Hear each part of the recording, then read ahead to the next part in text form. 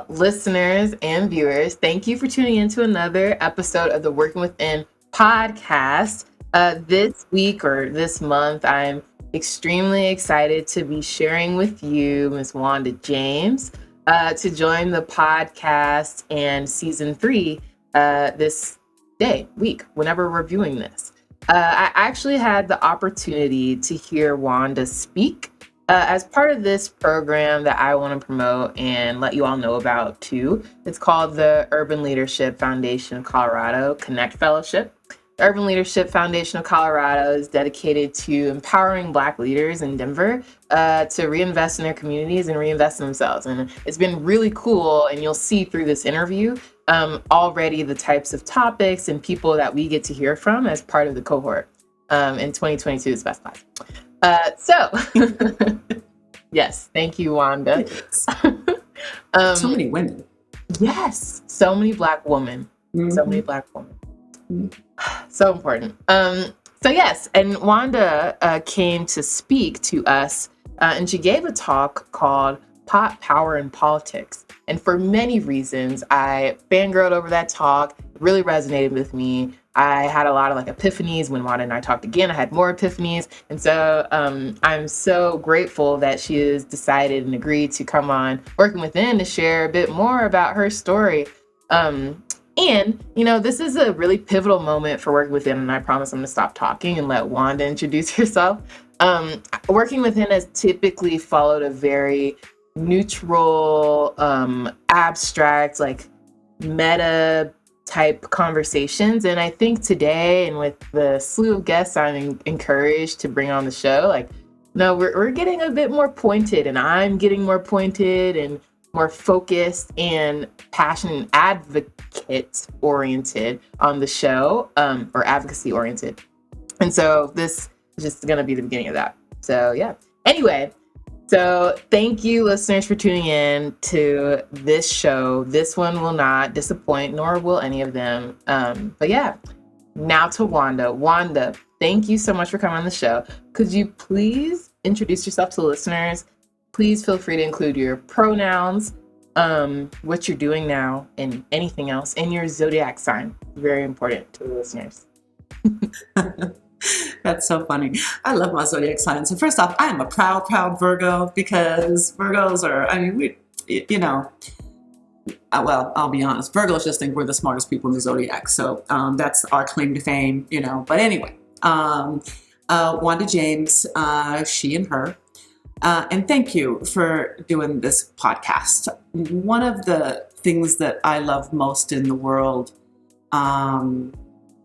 is talking about what I do and talking about how I got here.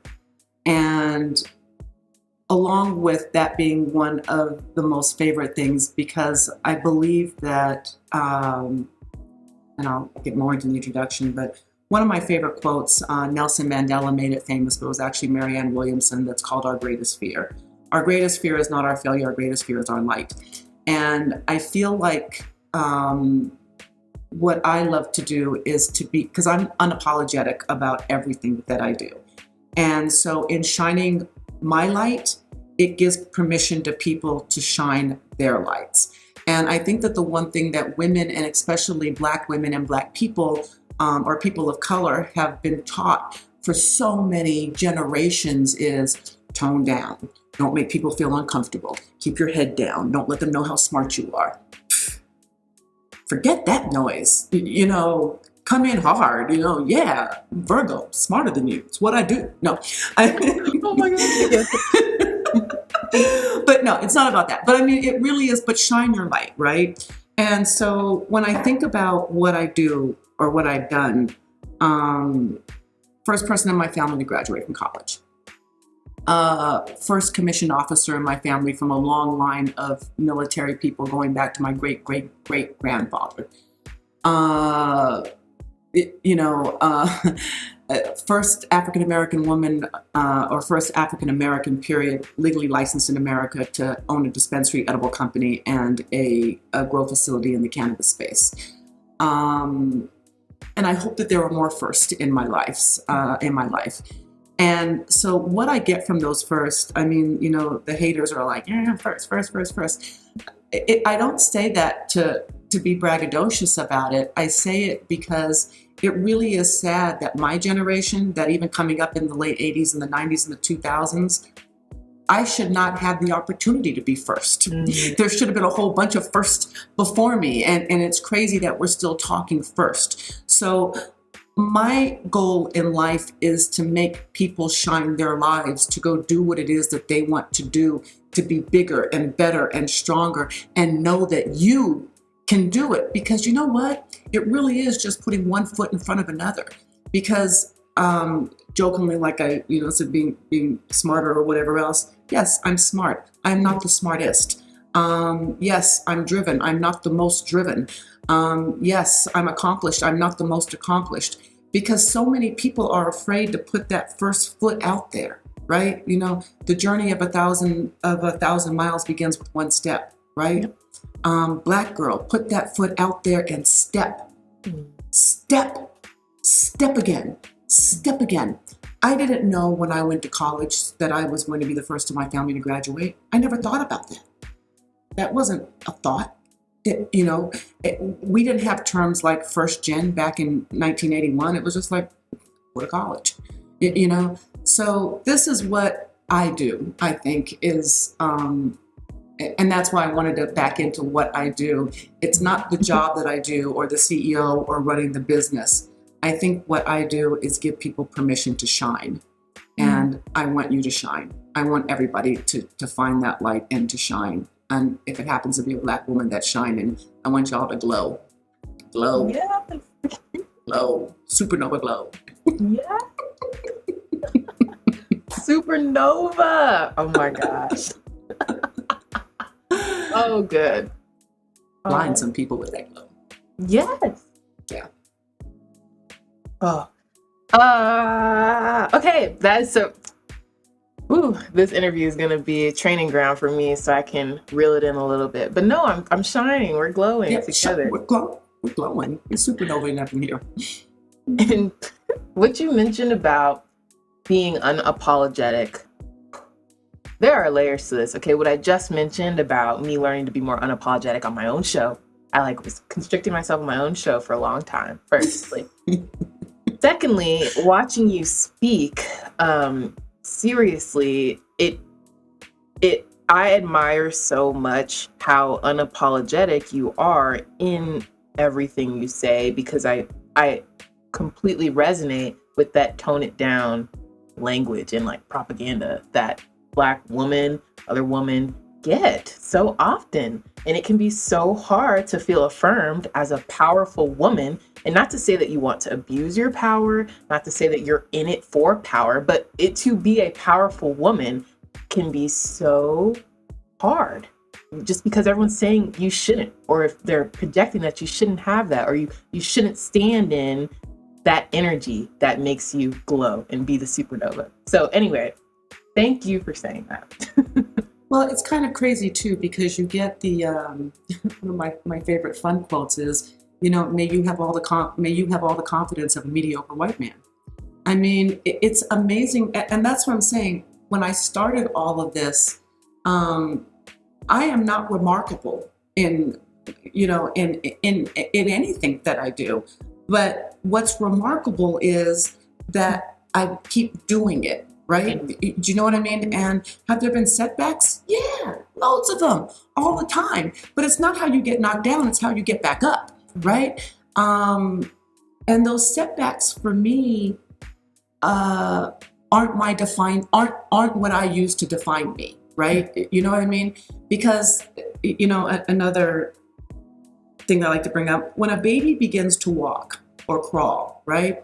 A baby doesn't take a step and then fall and its parents go, oh man, what's wrong with this kid? He just took one step and busted his head, just let him stop now. We're embarrassed that you took that one step and busted your head. We're embarrassed. It said no parent ever, right? That's the level of life, right? When you go to college, guess what? You're going to take one step and you're going to apply, and you're not going to get into 2 of your top 10 colleges. But you keep trying, right? And if you really want to go to Harvard and you didn't get into Harvard that first time, fine, go to your community college, take 3 courses, and then apply to Harvard again when you know what it's all about, right? It's not how you fall down, it's how you get up, and at every step of the way, if you continually to challenge yourself, you're not going to be able to walk. When I opened a cannabis business, nobody else had ever opened a cannabis business. Guess what? I fell down, busted my head, and got back up, right? Because there was no rule book on how to run a cannabis. Here's how you open a cannabis business. That book didn't exist, right? I'm running for CU Regent right now. I've never run for CU Regent. Guess what? I'm going to fall down on that first step, and then I'm going to get back up because I've never done it before. Mm-hmm. And I think sometimes we fill ourselves with this idea that everything that we do out the gate must be perfect. And that's just stupid. That makes no sense. No more sense than watching that baby take a step and falling and then criticizing it, right? So, yeah, it's not how many times you fall, it's how you get back up. Mm-hmm. Yeah. Oh, yeah. And as a serial entrepreneur, I think both of us resonate with that. That's a pretty integral part of taking those steps. You cannot nitpick. You can't aspire to perfection, especially when you're piloting, when you're first starting something out. And I've learned a lot about that. Okay, the podcast has come a long way, but yeah. And when you look back on it, you're like, what was I thinking about then? Or even now, when I look back at the old business plans that I wrote when we wrote our very first restaurant business plan, I have it from the Jamaican Cafe in 1993. I have this business plan, and it reminds me of just how far I've come. It's ridiculous. It's a ridiculous business plan. I'm like, oh my God, what is this? But you know what? That was my first step.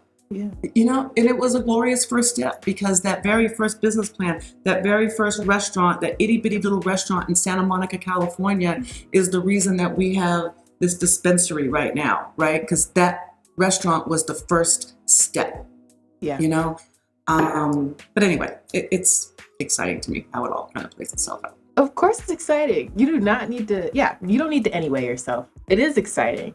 And I think, putting that energy out, like, to bring it, this is how I speak about it. Okay. You don't have to subscribe, but when you're putting that energy out, like, over and over again, that you're ready and you're going towards something, and you feel like it's really like trusting your gut and trusting yourself to, like, just go again and again. When you do that, and when Miss Universe, she sees you doing that, she's going to keep giving you the stuff to go, because you're going. And that is awesome that you have cultivated that all the way to owning your own cannabis business, especially as a Black woman. So I want to applaud you and celebrate you. And I hope listeners and viewers, you applaud and celebrate how tough and important that is.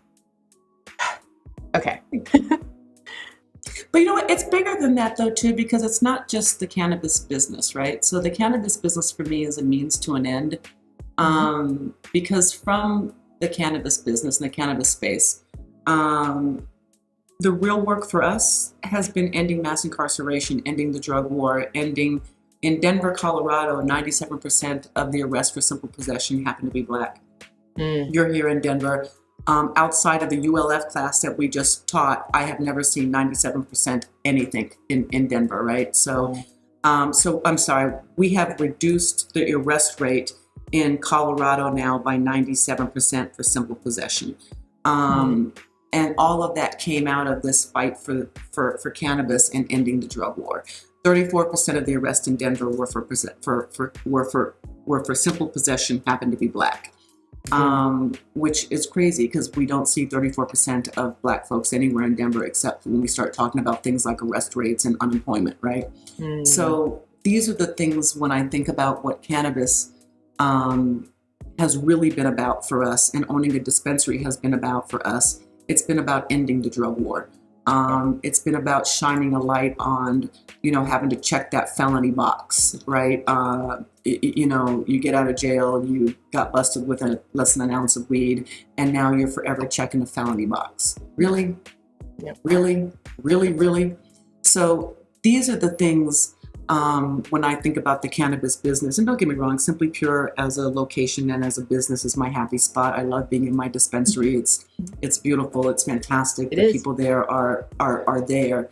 But that's not owning the dispensary was not the goal.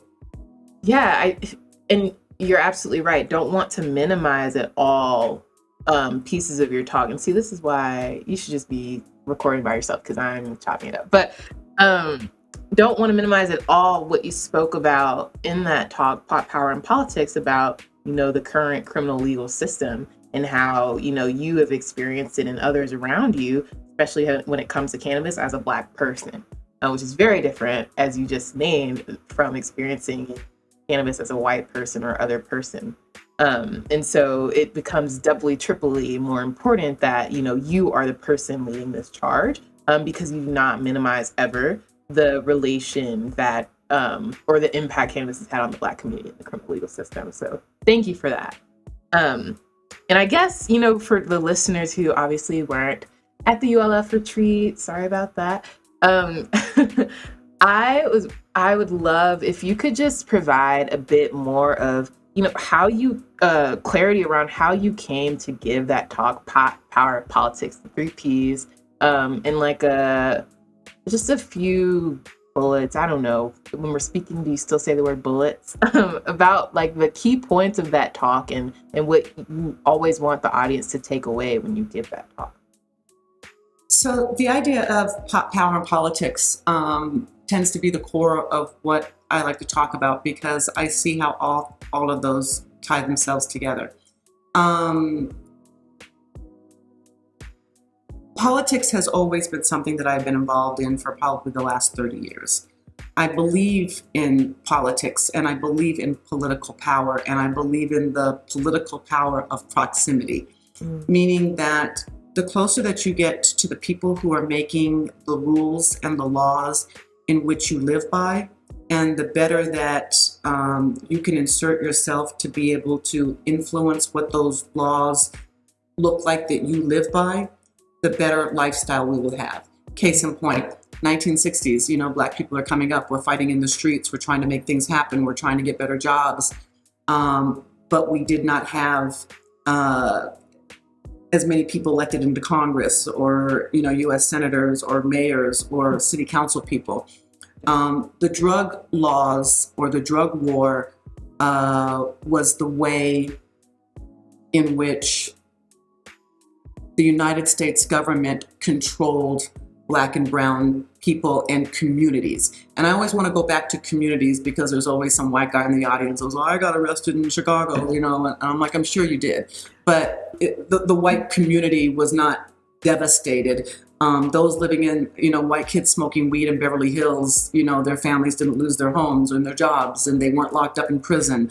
And we didn't effectively take generations of, and at the time, it was mostly young Black boys between the ages of 17 and 24 that the war on drugs made criminals and then made slaves. As we all know, we've seen the 13th Amendment. The 13th Amendment ends slavery, but it allows for slavery if you happen to be incarcerated.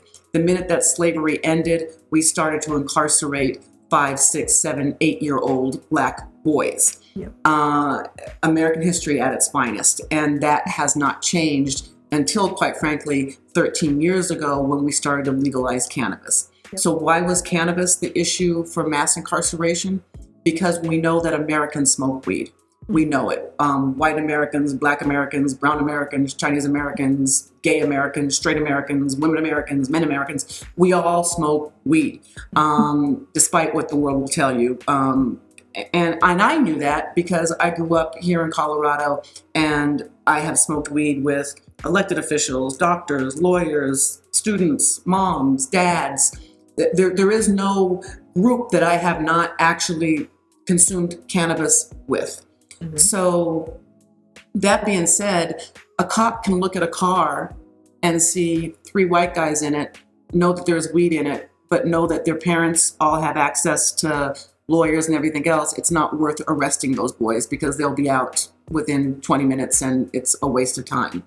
I can see a car of Latino or Black boys go by, and I can pull over that car. I can have all 4 of those boys in orange jumpsuits working slave labor within the next 24 hours. Yep. And the reason why we can do it with cannabis, and we want to do it with or why we have done it with cannabis, is because we know that cannabis is not addictive. And we know that the minute that we put you in that orange jumpsuit, you can start working. We don't have to detox you. We don't have to send you to medical treatment. You're good to go, you know? Why do we choose boys between the ages of 17 and 24? Because that's an optimum work thing. You're the strongest that you're going to get. You're the least likely to have friends that are attorneys or money for attorneys or families that have attorneys. You are a perfect slave. And that's what happened to my brother. You know, he was arrested at 17. He was in prison by the time he hit his 18th birthday. He spent the next 4 years in prison picking cotton for the cotton industry. A Black boy in Texas picked cotton for the cotton industry in 1992. Not 1892, 1992. My brother was a slave. California brags about it every year that they have they have inmates fighting the California wildfires in which they get paid $1 a day. Great, they're being taught a skill. They're helping out California. They're paying off their debt. They're doing all these wonderful things. When we pay them $1 a day, we're calling them slaves. Yep. So power politics, right? So the closer that we are able to be in this industry and to be versed enough and powerful enough to talk politics, to make sure that the people that we are electing to office are hearing our voices and we're saying no more, power politics. And so to me, this is the end of slave labor. And that's why it says when we got into this industry 13 years ago, and why we have not stopped speaking about slave labor, is because that's what this is about. Mass incarceration, slave labor, privatized prison systems. And then it gets even a bit more nefarious than that, because now Americans can invest in prisons. So we can invest in the failure of our brethren. I mean, what kind of crap is that? I mean, I'm going to invest in your failure. And if I'm an investor, I don't want to get long-winded here, but if somebody invests in my restaurant and my investor comes in on a Saturday night and my restaurant is empty, my investor is going to walk over to me and be like, Wanda, you need to get people in these seats. Yep. It's Saturday night. I want my investment protected, and I want these seats filled. Yep. If I'm invested in a prison and I walk into the prison and all of the cages aren't filled, yep, I'm going to go to the prison warden and be like, yo, I'm an investor. I want these cages filled. Right? So how do we fill those cages? Cannabis. Because we know everybody smokes it. Yeah. But we know the people who don't have lawyers. So the Black and brown communities have been targeted for decades. And we can show that now through the Nixon administration, through the Reagan administration. We can show that they targeted our communities, which effectively took our dads, our brothers, our sons out of our communities, which left us broken families, generational trauma, lack of wealth. All of that can be tied to the drug war. So, power politics. Yeah, it is that. And your delivery. Thank you for doing what you just did in like a quarter of the time you had, or even less than that. Because all of those truths that you named are extremely important to realize how insidious these things are all tied together. Meanwhile, like fun dispensaries exist all over the place that are not Black owned or Black supported. And in Colorado, out of, I believe it's 717 dispensaries, but somewhere in that ballpark, we have 4 Black owned dispensaries. 4 out of 717. Quick math, that's like 1%. That's like less than 5%. Oh, I mean, across the country, we're less than 5%. Yeah. Yeah. And I think even connected to like what the drug war is, the drug narrative that especially Black people are handed when it comes to cannabis use. And I personally have had to fight that own battle in my family personally, because it's not an evil drug. It is not something that turns our community into like, bad people or addicts or like disempowered people. And I feel like that narrative is so harmful to spread, and it's something that is just deeply rooted in the community that we have right now. It's the 100 years of really negative, effective marketing about this plant and about the people who use it that have been able to do this. Louis Armstrong, I believe he was like the third person arrested in the United States for use of cannabis, right? And yeah, Louis Armstrong, there's a terrifying character in American history, right? I mean, he might just play you a song, Yeah. Oh dear God. But we have been taught, and once again, and not by accident, because you're probably too young, but that whole DARE program, Dare to Say No to Drugs. I remember DARE. Nancy Reagan, just say no. You know who that was funded by? Tobacco and alcohol. And I'm confused that somehow or another tobacco and alcohol did such a great job of convincing white America that wine, beer, whiskey, and tobacco are not drugs. Hello. What are we addicted to in this country? Wine, beer, alcohol, and tobacco. So the fact that those were the sponsors of the DARE program lets you know exactly how this marketing went, right? So then, and it's even crazy because you can't watch a show about college from 1960 on and not see a bunch of white kids smoking weed, but yet somehow or another, Ray Ray and his friends are the problem, right? In our communities, our mothers and saw our fathers arrested and, oh man, weed got your dad arrested. No, weed laws got your dad arrested. The anti race or the racist drug war got your dad arrested, or your brother thrown into jail, or someone lost a career because these laws were racist, had zero to do with the plant, right? Yep. So yeah, all of that negative marketing needs to change, and it's because of young women like yourself. It's because of accomplished Black folks that are saying no, it's not the plant, it's the drug. Let me tell you one other quick story that I found really interesting. So years ago, in our dispensary, there was a product called Toast cigarettes. And they were cannabis joints, but they were rolled to look just like cigarettes. It had a filter on the top. It was very well done, a beautiful package, but it looked just like, it was indistinguishable from a cigarette. When they first came in, the young women will tell me it's because I'm old. I was like, okay, well, this is kind of interesting, right? Because you could be smoking it and someone thinks you're smoking a cigarette and not a joint, and, a cop can't see you, all the way across the park and come running over there because you got a cigarette in your hand, right? And so I showed this to the young woman who was working for me at the time, my marketing director, Kaylee Wilder, who was amazing. And her and her friend who used to work for Black Enterprise magazine, they looked at me, their eyes got big, and they pulled back and they're like, why would we want someone to think we were smoking a cigarette instead of a joint? Like, who would smoke a cigarette? Oh God, And so it was kind of interesting, and it was, the light came on, right? It was like, nobody wants to smoke a cigarette. Like, who would do that? So marketing, it all changes, right? So now we are pro-cannabis. Yeah. Young women are pro-cannabis. Young men are pro-cannabis. Black people are pro-cannabis because it does good things for us. And we're changing that marketing narrative. Yeah, and where you're doing it, I'm stepping into it. It feels scary, but one foot after the other, as you said, Wanda. And for me, even when I discovered cannabis for myself, it's brought me, I'm a very anxious person. I'm high strung. I have so much energy, that comes from generational trauma. My gut had issues. There's just like a series of things that we as a Black community deal with that we just don't talk about because everyone else is dealing with it. Like the high stress, the high anxiety, we feel that in our bodies.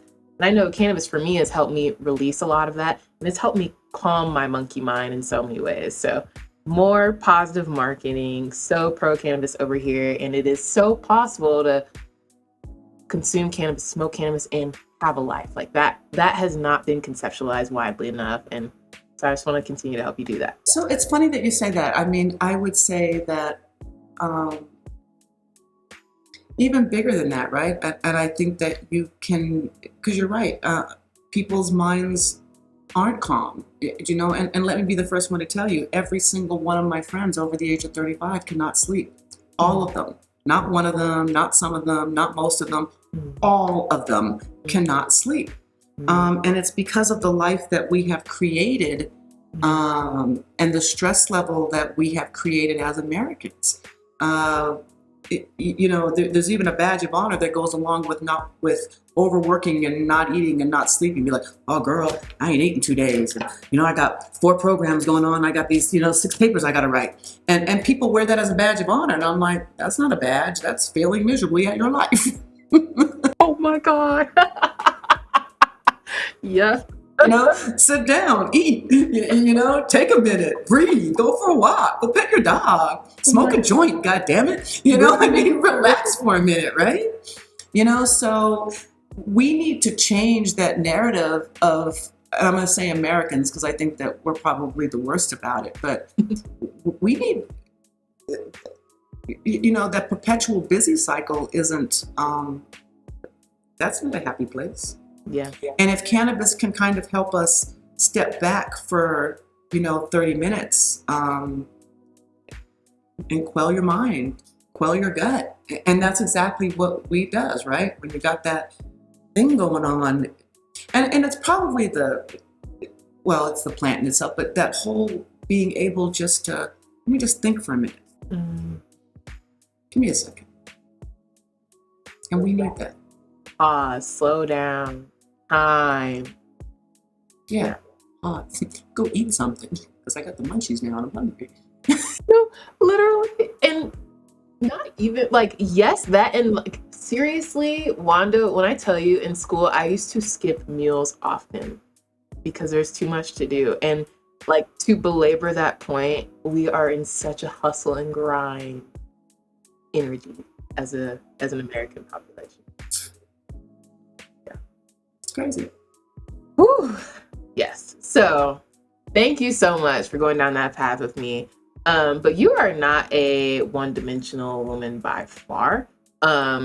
You have passion and purpose. And I know in our first call before we even got on the show together, you were telling me all about kind of just personal power, keeping yourself motivated. And you said this very important quote to me that I have repeated to other people. And other people, I want you to know I got it from Wanda James.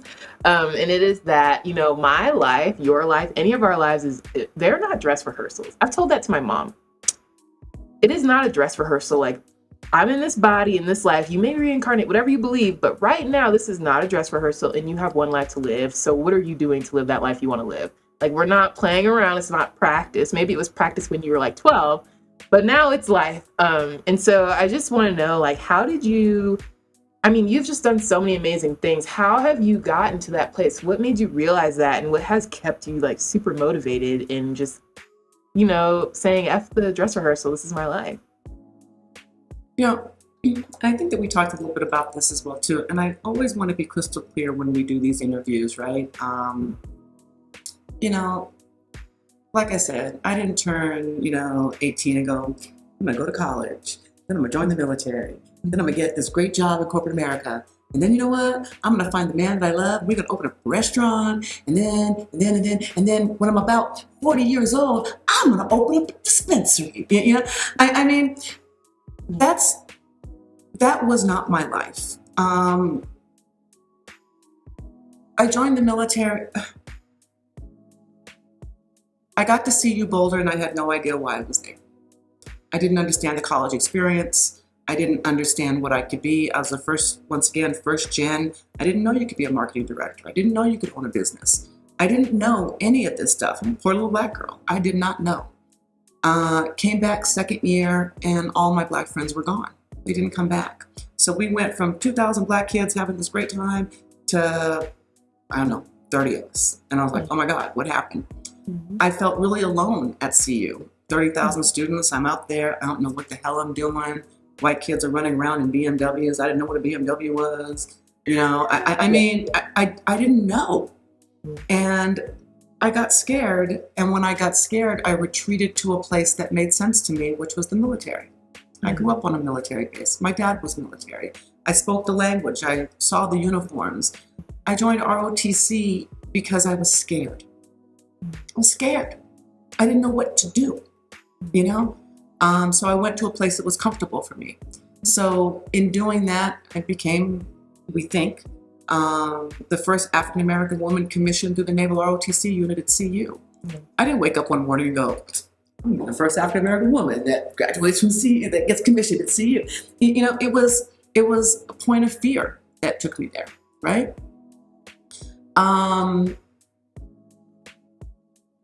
That box checked a lot of things for me that I didn't understand at the time, but that when I got out of the military, I would be in demand to headhunters. I didn't know anything about a headhunter. I've never heard of a headhunter unless it was in a Tarzan movie. I mean, what the hell is it? Why do I want to be headhunted? What's that about? I had never heard of that until I got out of the military, and a girlfriend of mine said, there's a couple of headhunters that want to talk to you. It got me a corporate job.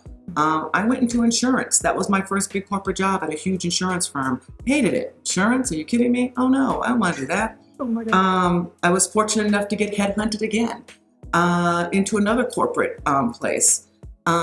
Discovered after 5 years in corporate, I didn't like corporate. It wasn't, yes, was I good at it? Could I show up every day and do a job?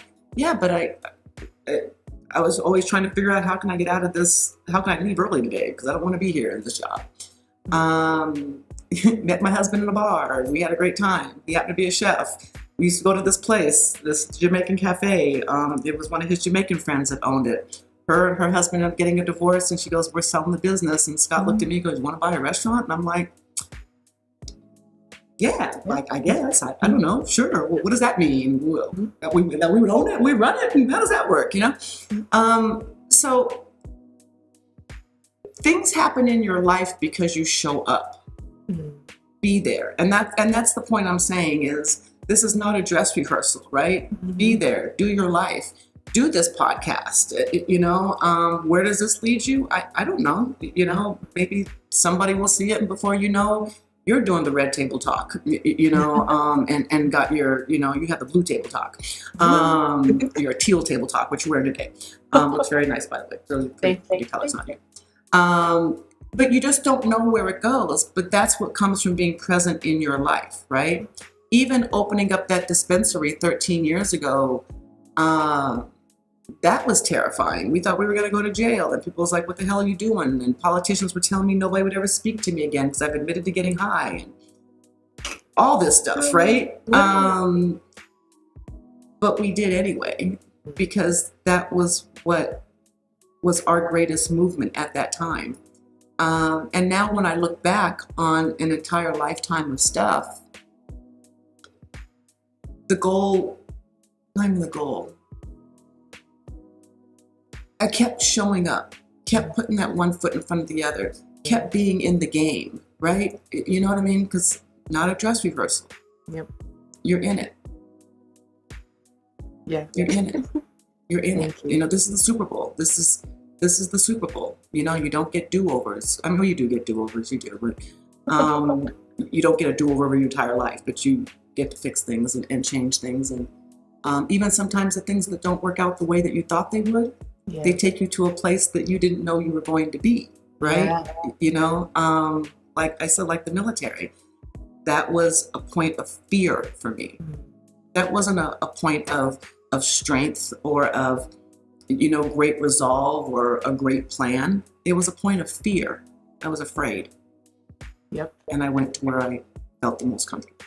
And what I'm hearing you say, Wanda, is that fear is something you alchemize. Like, maybe not even knowingly, but you turned the fear and you took it and you kept going anyway, knowing that you were scared, knowing that there was something in you still unsettled, and still push forward. And I think that is so important to broadcast and pause on a little bit, because it is not, people are not out here 100% fearless. Like, we can say like, oh, ditch the fear, or like, oh, be bold. there is still so much. There's trembling, there's your gut's freaking out on you. Like, it's when you're on a roller coaster, like you're going up the hill, and your gut is like, this is bad. This is going to be bad. And in fact, you know it's going to be bad, because when you get over that hill, oh, everything is happening in your stomach, right? It is so important to just know that you can be scared and do things anyway. Like, you can not know and do something anyway.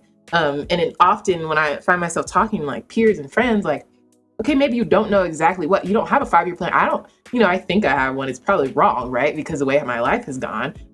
So if you just put one step, like you're saying, it dissipates, or you learn, or you figure it out, and something comes to you. Being present allows something to come to you to steer you in the direction that maybe is more certain. So. And your plan is not wrong. It may not be the plan that you continue on, but once again, your plan is going to take you to another place. Yeah. You know what I mean? My husband and I are laughing because I'm running for political office, which is crazy. Exciting. It's exciting. It's very exciting. And I'm loving every minute of it. I have no control over what the voters are going to do. Zero. Zip, zip, zip, zip, zero. I might win this election. I might not. But what I do know is at the end of this election, the day after election day, I'm going to be at a different place somewhere, right? And I don't know where this is going to take me. Maybe Richard Branson's going to hear me talk and, put me on a spaceship. And I don't know. Maybe I'm going to Mars next year because I'm going to meet Richard Branson through this campaign. I don't know. Seriously. That is how this goes, though. It's crazy. Yeah. That's exactly how, life works. The only thing that I can tell you that I think when I think of failure is when you stop doing something, when fear prevents you from moving forward, right? Yep. I'm not going to open up another restaurant because the last one didn't work. Yep. Girl, the time you should open up another restaurant is because the last one didn't work. Now you know what not to do. Literally. Now you know what not to do. All of our restaurants weren't perfect. That first, the Jamaican Cafe, it's Scott and I, it's like our warm spot. We love it.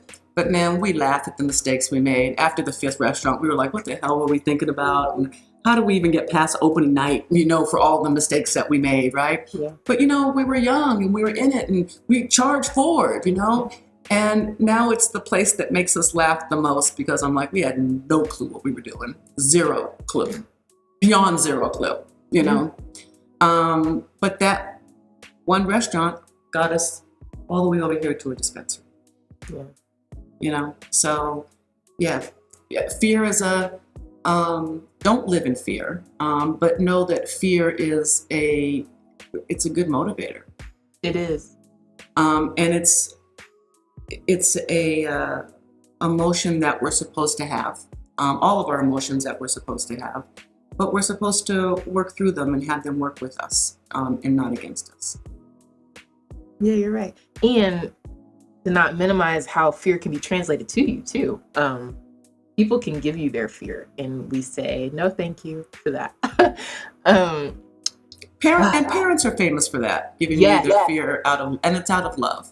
They don't want to see you get hurt. We don't want to see you do anything that's going to, damage you or whatever else. And then they project a lot of their fear and the things that held them back, right? You know what I mean? And my dad has done that, when I was in corporate America and I quit a 6-figure job with an executive level with a car. And my father didn't have, I don't know my dad ever made more than $40,000 in his life. So to hear his daughter talking about she's quitting a 6-figure job that gave her a car and medical benefits and an expense account, my dad was like, what are you doing? And I was like, Dad, it'll be fine. It's just not what I want to do. And, and I'm sure he did not understand that and it made zero sense to him. Yeah. And yes, parents are famous for that. I love my parents so much, and being away from them has taught me so much about kind of that dynamic you're mentioning. Even when, sidebar, I studied finance, and I am grateful my dad pushed me to do that because it taught me a lot about how this world works, a lot. And I'm continuing to learn how this world works and is centered around money. But outside of that, my father, there are so many things that in his world, didn't exist that I'm now super into. And to even connect our conversation to earlier, it's always tone it down, piercings and everything, like you're seeing on me, and pronouns I choose to use, like tone it down. I love my parents, and I say no thank you to the fear. So, and then that is how this podcast episode is even existing as well, because I'm saying no thank you to the fear. This is who I am and what I want to support. So. And then in their day as well too, your parents are probably my age, but I mean, the ideas of, having a tattoo, or multiple tattoos, or being pierced, or choosing different pronouns that our parents definitely, don't understand and want to get, is now a very much normal way of the world, you know what I mean? And I explain it to my mom, and and she says whatever when she says different things. I'm like, Mom, just like the Beatles were radical in your day because they had long hair, but they moved a generation forward. Know that every generation is going to do what it's going to do to put their mark on what their generation means. And, do, once again, it's your life, through your tattoos, through your piercings, through your pronouns. My cannabis, like all of it. It's your life, and it's in a very different place than where our parents are. But know that parents have got nothing but love. You know what I mean? And their fear is based in, what they think is going to hold you back, but in reality, which might be the very thing that propels you forward. Thank you. Thank you, Wanda. Okay. And one day get stoned with your parents as well too. That's always an experience. Wanda, you have no idea how badly I want that to happen. They will never do it. They will never do it. They could both use it. They will, but you know what? You got to give it to them in like a different format. You got to show up with like some Coda chocolates or some truffles that have like the little sprinkles on them that look like Godiva. I mean, don't dose them without them knowing it, but let them know, see how beautiful it is. Be like, look at this beautiful piece of chocolate. You know what I mean? And Mom, try a little piece of chocolate with me. Just a little bit. We're going to sit here this afternoon and we're going to have one piece of chocolate together. That's what we're going to do. And then we can paint. We can go on a walk. Like, I bet you can get Mom to do a gummy or a chocolate with you. I bet you can. After she hears you show up with a dab rig and a nail or a torch, that ain't gonna happen. So don't do that. But don't do that. Do not do that. But you know what? Show up with a beautiful piece of chocolate. Oh my God. No, you're right. You're right. After she hears this, maybe she'll reconsider. Or maybe they'll both reconsider. Oh my gosh. Thank you for laughing with me, by the way. I love when guests can come on the show and laugh because that's so important. Okay, Wanda. We're wrapping up our time here, but I want to just ask for your reflections. We are in a super pivotal moment in history for Black women. Okay, let's set the stage. As you mentioned when you came to speak to our ULF class, 95% of our class is Black women. And not just Black women, like, even though Black women are awesome regardless, but empowered Black women who are pouring and investing into their progression and leadership and power.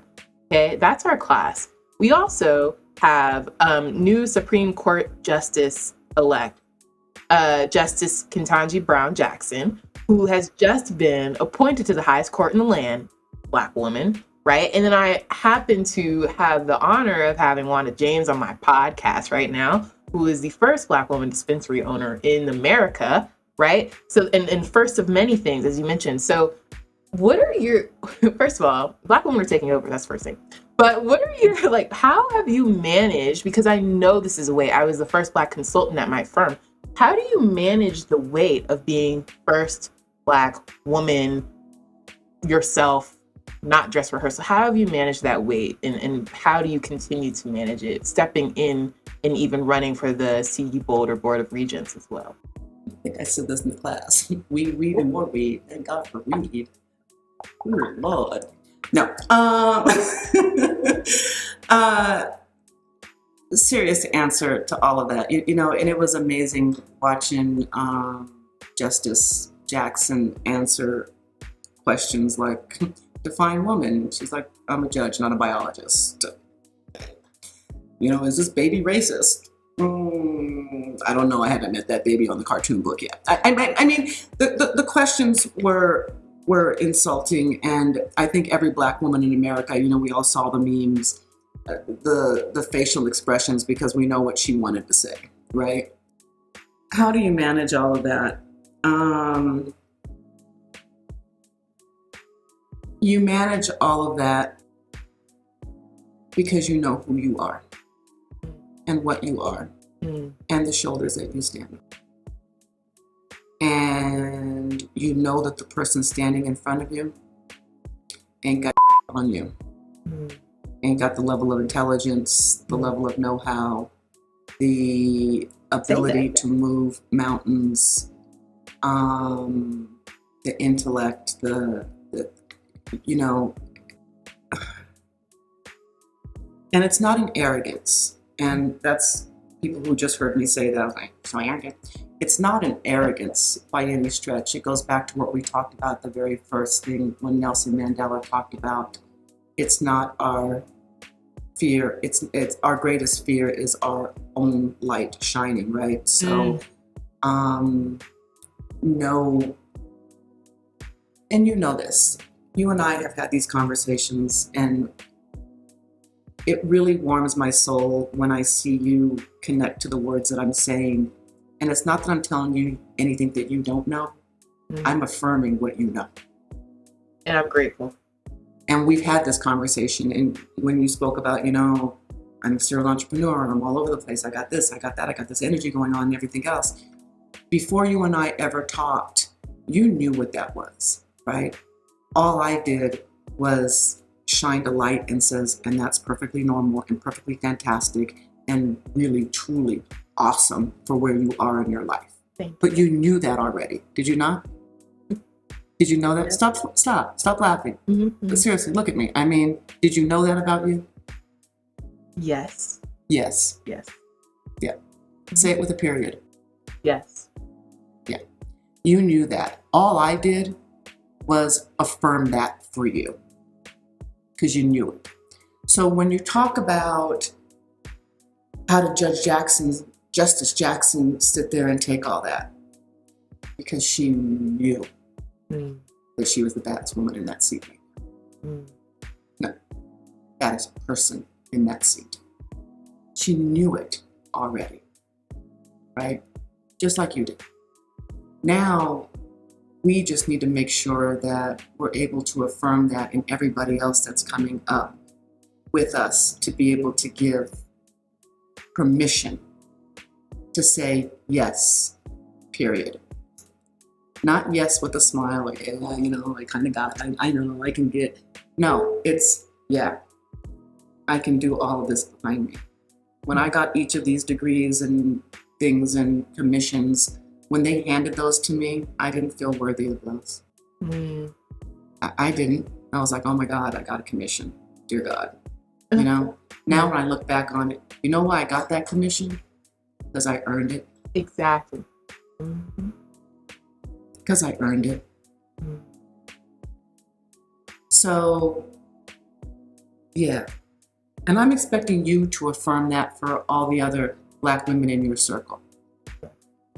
When they come to you and, oh man, I can't believe, and I'm, no. That's how we do it. Maybe you have the confidence of a mediocre white man.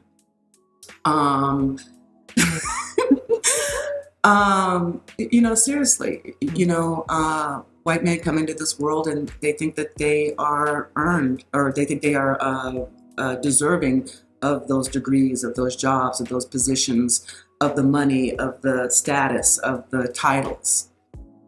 And the world confirms that for them at a very young age. Yep. Very young.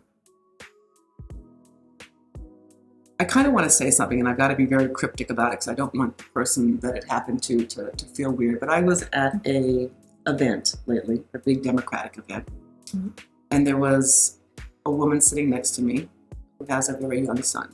He's probably 2 years old. Cute little guy, little white. As we were seated at the very front table, she was at the front table with us. As the speakers were coming on, the little boy walked up on the stage and he got up there and it was real cute and everybody clapped and, and everything else. And she came and got him. And Through every speaker then for the next hour and a half, this little boy was up on stage doing things. Mm-hmm. The person that I was with leaned over to me and said, "It is amazing that white men at that age are already being confirmed that they can be up on the stage taking power and time and energy away from the speaker. If that was me, my parents would have snatched my at that stage and made me sit down." Literally. Yep. But a little young white boy, for an hour and a half, got to play on that stage and stand up on that stage and run over to the speaker and run back from the speaker, which had to be horribly disruptive to the speaker.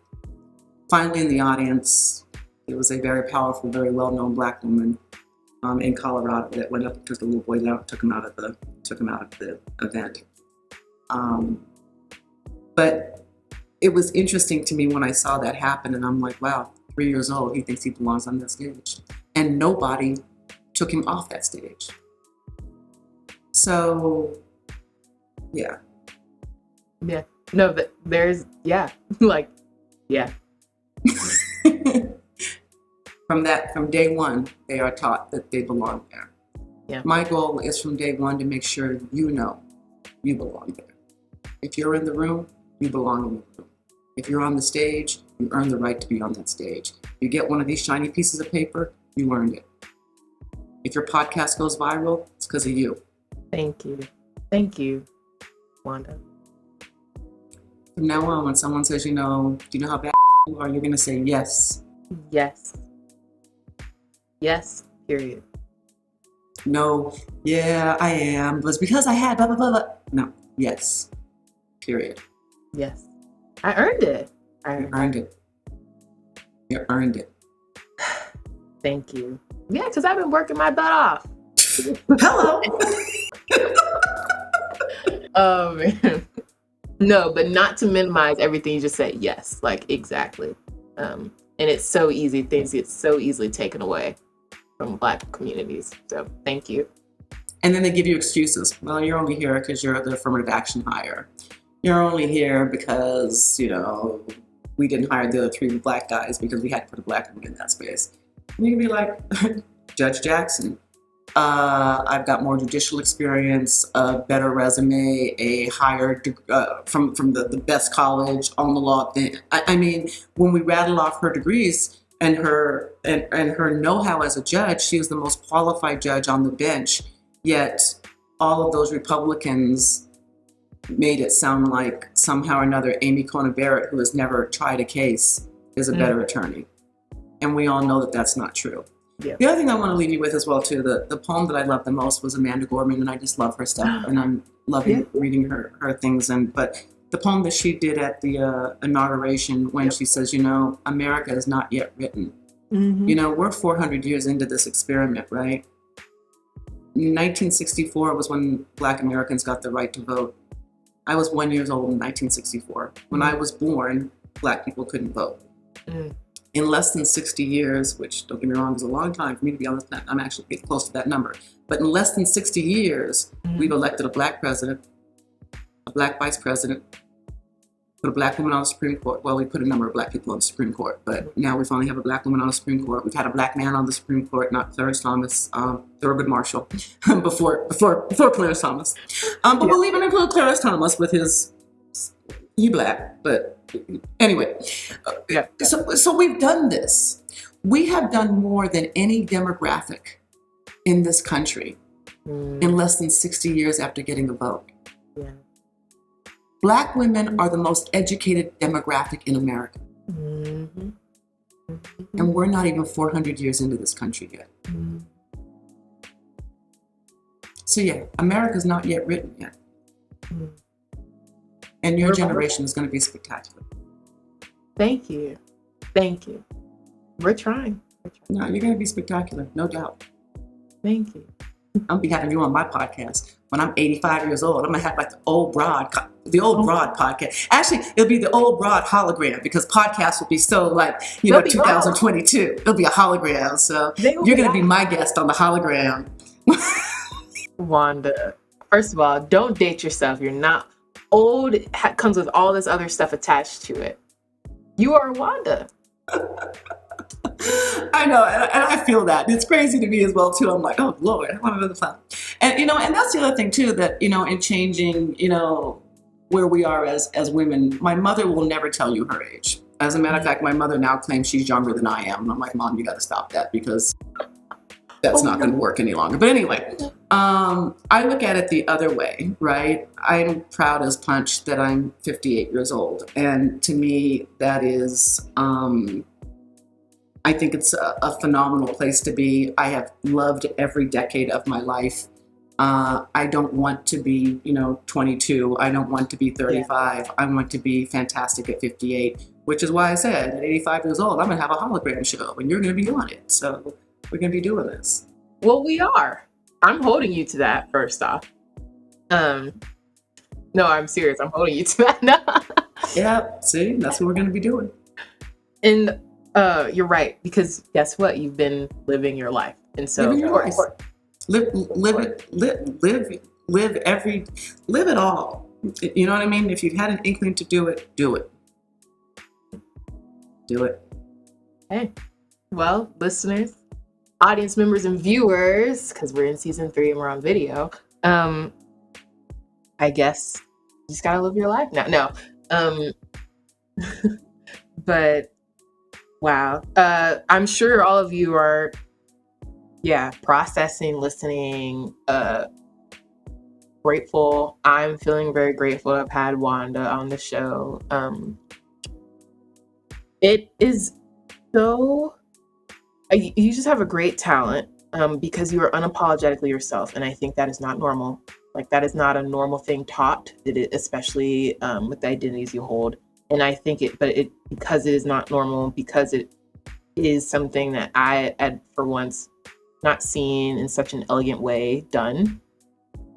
I really appreciate that. So thank you for sharing your energy and what you mentioned, you're here to affirm Black women, other people, to kind of just live their lives, be unapologetic, and also realize what power and proximity can do to support our greater good and our society. I think that is so powerful. So thank you for spreading your message today.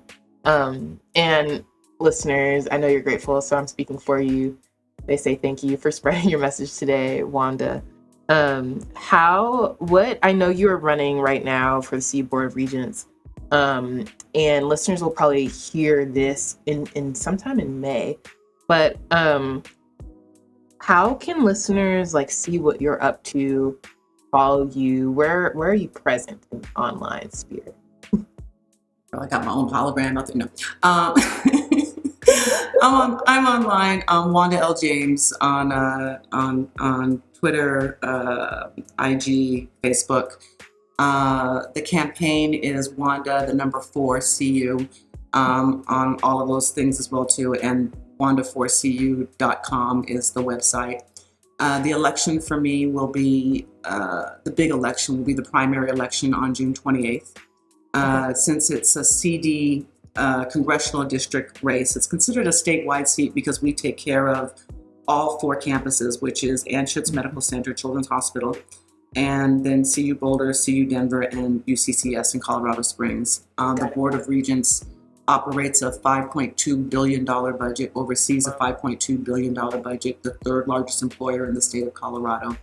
We have not had a Black woman on the board since 1984. It's been 38 years since we've had a Black woman on the board. Sadly, Black enrollment has not increased in the CU system since I matriculated 40 years ago.